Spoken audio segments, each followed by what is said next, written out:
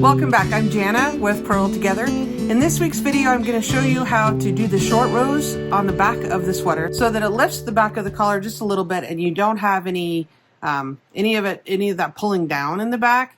Don't like that. So you'll notice that I'm videoing with I'm filming a different sweater. I'm knitting two at a time. And if you watch the podcast later in the week, I'll reveal why I'm filming with this one instead of the other colored one. But you can wait and hear about that later.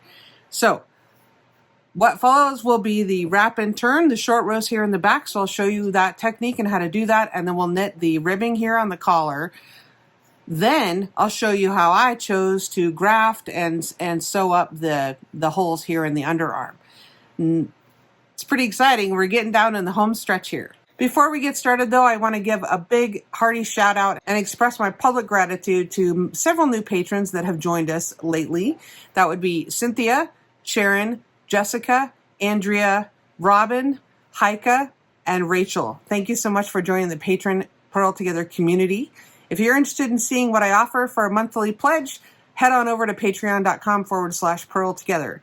And if you can't become a patron right now, that's totally fine. It really, really helps that you watch the videos, give it a thumbs up, push the bell notification, subscribe, leave a comment. Any of those things help a ton. But thank you for those people for joining our patron family this month. All right, let's get started with this week's techniques. Okay, we finished the colorwork yoke section and it looks fantastic. These are Astique stitches here in the center and the markers I have. All right, so I am now on the section that's titled Short Rows to Lift the Back on page 3. We've knitted the prescribed number of stitches and now the next instruction says that we want to wrap and turn. So what I want to do is bring my yarn to the front and then just slip the next stitch purlwise over to my right hand needle. Then I'm going to take the yarn through and back, so I'm wrapping that stitch, and then I'm just going to slip it back. So now the yarn is still coming from the back and we're ready to turn our work, and the yarn is coming from the front because we're ready to purl now. Okay, I'll be showing you that again in just a moment. So let me get back to my pattern and see how many stitches I'm ready to purl. Okay, so now we're going to purl back the other way, and you're just going to ignore that. When you start purling, that's going to complete the wrap around the base of this stitch. So now we're just going to purl the number that it tells me to, and then we'll wrap and turn again. The idea of the wrap and turn is to simply be able to change directions and work the stitches back the other way without completing this whole row. So that's the name short row. So in order to change directions, we need to wrap the base of this next stitch and then have our yarn ready to purl to go back the other way. So in order to do that, we're going to bring the yarn to the front, slip the next stitch as if to purl, and then simply take the yarn to the back around the base of that stitch so that we're wrapping that stitch. So you can see the little collar that it makes there. And then we're just going to put that stitch back on the left needle and turn your work. Now your working yarn is coming off the front and you're ready to purl back the number of stitches that it indicates. You'll be able to read your knitting and you'll be able to tell which stitch you wrapped pretty easily when you go to look back. Wrapping the base of this stitch kind of pulls things a little bit, and so it kind of creates a gap between this stitch and the next one, and you'll be able to see that clearly when you're coming back, when you're working back on the right side. So knit the correct number of stitches, and then we're going to wrap another stitch and work a short row back. Now the reason we're doing some short rows here is to create some extra fabric on the back of the sweater so that the back of the neck of the sweater doesn't slump down behind, and so it fits better and has the shaping that you want.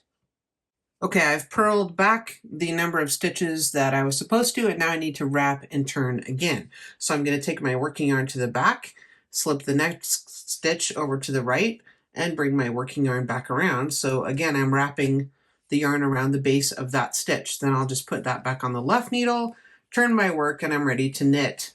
So now this time I'm going to knit to 4 stitches before the gap. So you don't need to count, you just need to notice where that gap is and knit to 4 stitches before the gap. So let's do that and we'll see what that looks like. Okay, I've knitted this short row back this direction, and when I just put my knitting down, I can see that there's clearly a gap here. This is the stitch that we wrapped. You can see that extra collar around the bottom of that stitch. So now I'm 4 stitches before the gap. So now I'm instructed to wrap and turn again. So I'll bring my yarn to the front, slip the next stitch over to the right, and take your yarn to the back. Put that stitch back on the left-hand side and turn my work. Now I'm going to purl. Now I want to purl to 4 stitches before the gap and do the same thing. So you're going to do that section between the asterisks, ever many times denoted for your size. Then continuing working in the round, picking up the gaps. So I'll finish doing this however many I need to for my size, and then I'll show you how to go about picking up those wraps, what she means by that, when we continue working in the round here in just a moment. So again, I can see that there's the gap, so I'm going to purl until I get right here. So I have a few more stitches to do, and then I'll show you one more time the wrap and turn. 4 stitches before the gap, I'm going to wrap this next one, bring the yarn to the back of the needle, slip the next stitch, bring the yarn back to the front, slip that stitch back over to the left, and then turn your work. All right, so now I've completed that section between the asterisks. I've completed that one time, and I'm going to do that again. And then I'll show you how to pick up the wraps.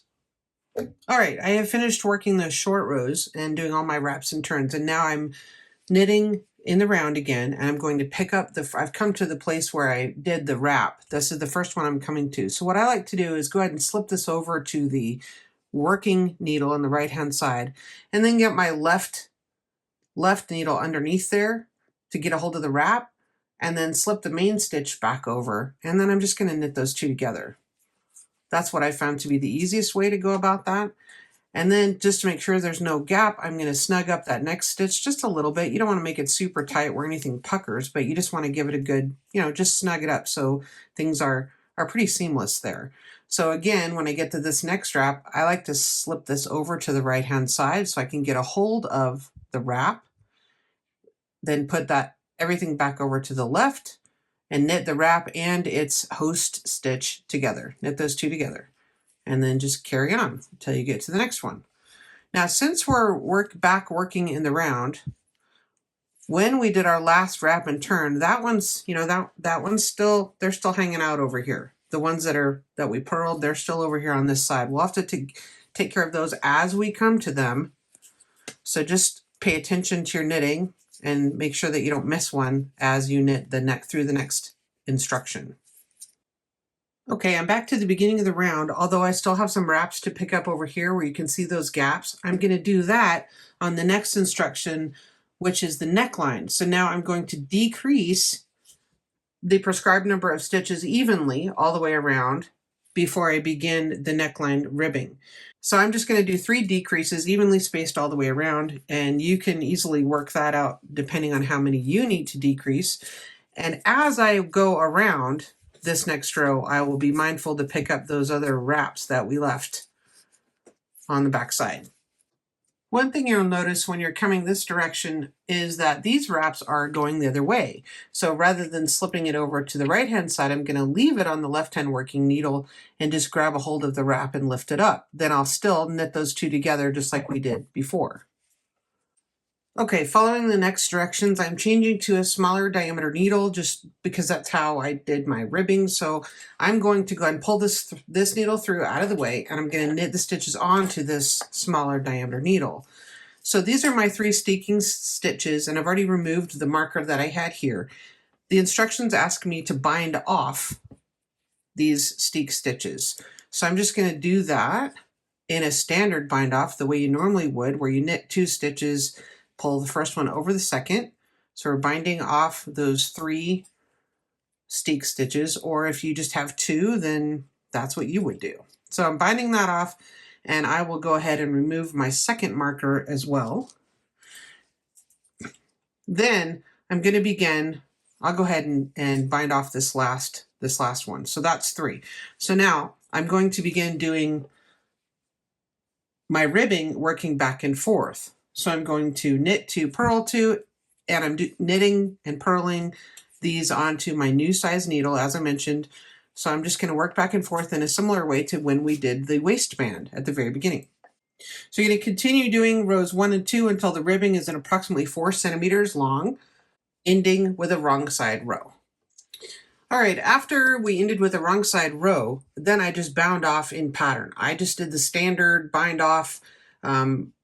You do whatever bind off you think works for you. It's the neckline, so, and this is a cardigan, so I just use the standard method of binding off, and that works for me. So next thing we want to do is close the holes that we have underneath here. I've already done this one side using the Kitchener graft. I've already done this side, and I'll show you how I'm going to sew up the edges as well as Kitchenering these 8 stitches together, or yours might be 10 or 12.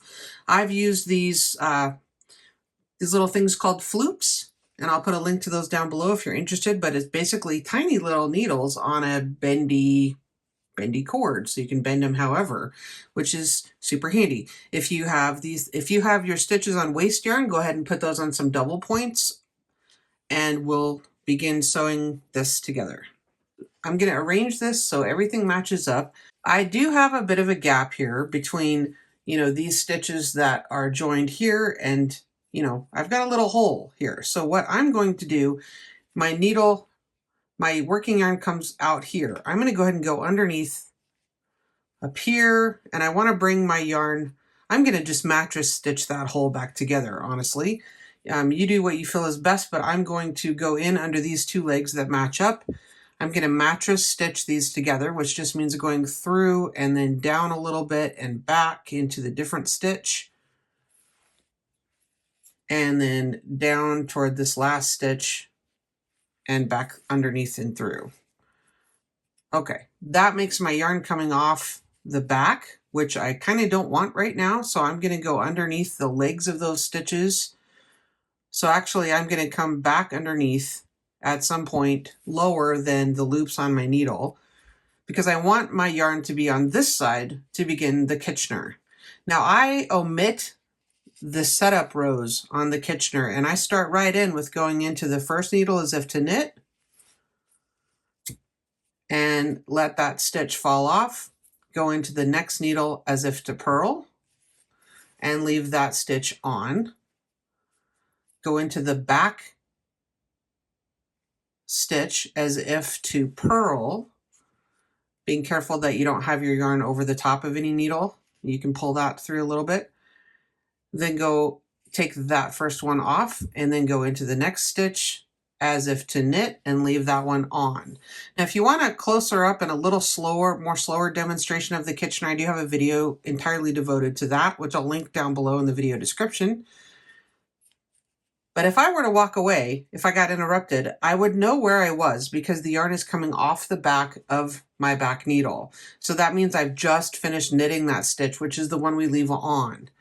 So that means I need to come back to the front, and you always begin on the front with the right side that faces you. So that's the stitch that you knit because it's the right side facing you. You knit into, you go in as if to knit, and you take that one off, remove that one, goes in as if to purl and leave that one on. Being careful that you don't have that looped over. Go in the back as if to purl, and that's the one you take off, because if you were to look down inside here, these purl bumps are what's facing you. So that's the one you take off. Go into the next stitch as if to knit. So go ahead and finish that all the way down, however many stitches that you have, whether that's 8 or 10 or 12. Finish that all the way down, and then I'll show you how I'm going to close up the rest of the hole. Okay, I've just finished the Kitchener grafting, and the tension's a little wonky, but I'm pretty confident that will block out. But it will be seamless when I'm done, and I do still have a bit of a gap right here that I'm going to do the same thing with, and I'm going to mattress stitch that together just like I did on the other side. So I'm just going to go in under that leg, and I'm just going to match this up with the other leg. I'm going to match those legs up right there and go in under, and that will draw those together pretty nicely. Okay, so once you do 2 or 3 of those, you'll just want to weave in, take your needle to the inside and weave those back together. I'm just going to do a couple extra to make sure I've got the gap, and then I'm going to take the needle into the inside like I mentioned and find a good place to weave that end back in. Now what I like to do is put my hand on the inside and pick my target spot to go down in, and then just grab that on the inside and pull it through so I'm not catching on anything else. And I'll weave that in on the inside using a duplicate stitch most likely. Okay, I think that will block out and that tension will even out and that will look pretty nice. I hope you found that video helpful. Next time, we're going to practice with steeking and cutting, and we're going to use the swatch that we made in the very beginning of this knit along. We made this little swatch, or hopefully you did, and that's what we're going to practice on first before we undertake cutting the actual sweater. Okay, happy knitting this week, and thanks for watching.